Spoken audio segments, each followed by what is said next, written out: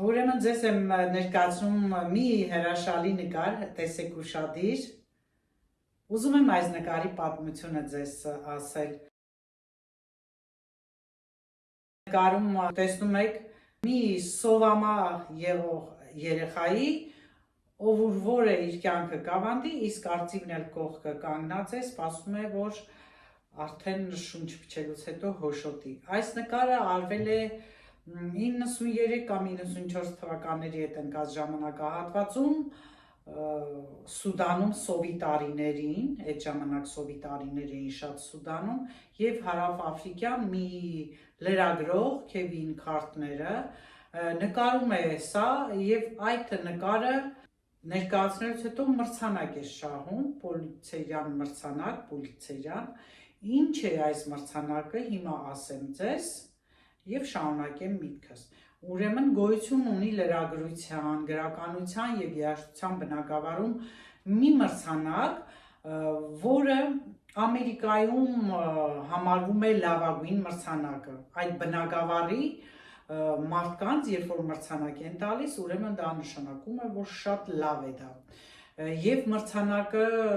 հանձնում են Նյու Յորքում գտնվող Կոլումբիական համալսարանի կողմից։ Մրցանակը գործում է 1917 թվականից սկսած ամերիկացի հայտնի լրագրող Ժոզեֆ Պուլիցերի կտակի համաձայն։ Դրա համար էլ մրցանակի անունը Պուլիցերյան մրցանակ է կոչվում։ Այդ նկարը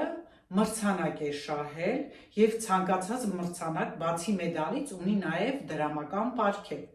Կախված թե ինչ աշխատանք է ներկայացում լրագրությունը, երաժշտությունը, թե գրականություն, կարող է գումարը լինել սկսած $15,000-ից։ Ուրեմն այս նկարի հեղինակը այդ մրցանակն է շահել եւ պատկերացնում եք ինչքան երջանիկ ամենուր խոսում էին, ամենուր հարցազրույցներ էր ինքը տալիս, վայելում էր մոտ 2 ամիս իր այդ հաղթանակ իր այդ հաջողությունը եւ վերջապես մի անգամ հեռուստատեսությամբ հարցազրույց տալու ժամանակ դե գիտեք լինում են այնպիսի հաղորդաշարեր, որ ուղիղ միացումներ են լինում եւ հարց են ուղղում տվյալ մարդուն։ Իսին էր հարցը, որ